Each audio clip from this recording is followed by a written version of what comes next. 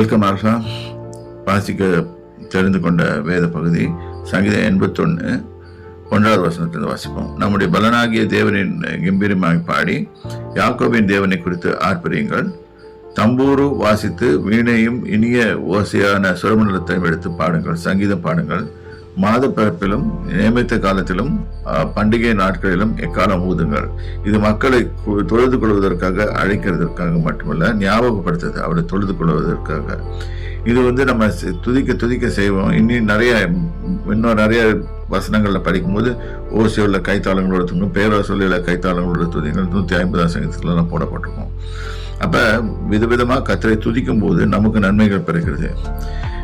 இது இஸ்ரவேலுக்கு பிரமாணமும் யாக்கோபின் தேவன் விதித்த நியாயமா இருக்குது. இது நம்ம செய்யும் போது நமக்கு நன்மைகள் வருது. கர்த்தருடைய அபிஷேகம் நம்மை நோக்கி வருகிறது. நாம் ஆசீர்வதிக்கப்படுகிறோம்.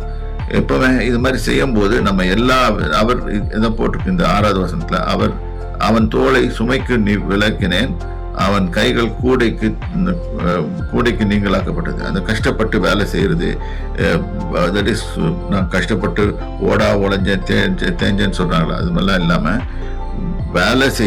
வேலை செய்யணும். அது நியமிக்கப்பட்டது. 2வது, ஆனால் செய்ததுக்கு பலன் கண்டிப்பாக வந்துட்டே இருக்கும். அப்போ கூடவே நம்ம துதிக்க அவரை துதிக்க விடுதலையும் வெற்றியும் அது நம்மை நோக்கி வந்து கொண்டே இருக்கும். கர்த்தர் உங்களை ஆசீர்வதிப்பார். கர்த்தருடைய நாமத்துக்கு ஸ்தோத்திரம்.